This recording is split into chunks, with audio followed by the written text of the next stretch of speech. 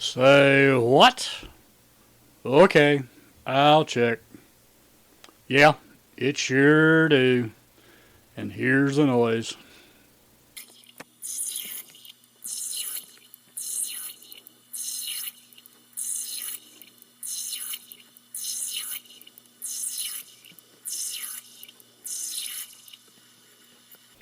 That, my friends, is the sound of a leaking toilet.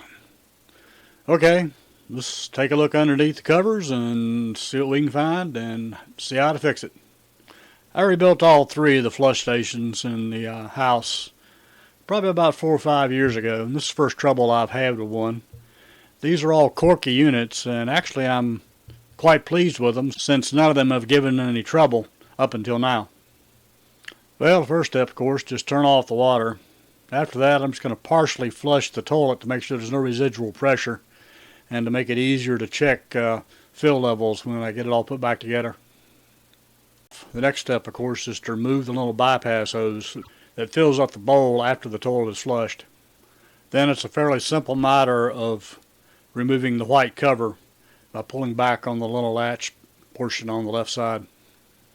After you get the white cover off, the next step is to remove the float assembly by squeezing the tabs at the top as I'm doing here.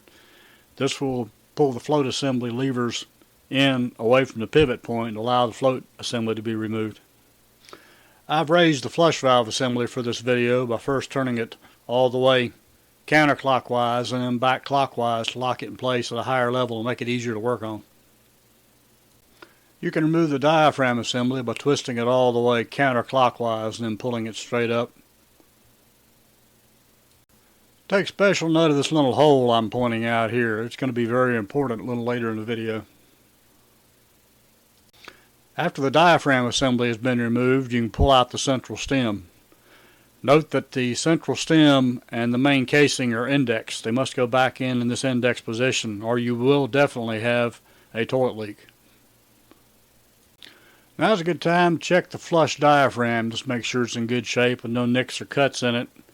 Materials have definitely got a whole lot better in just the past few years. Or if you remember the old black stuff that used to come off on your hands, that's no longer the case. I took the diaphragm assembly out and the stem piece out just to check for any possible wear or cracked parts. They all look okay, so they're going right back together.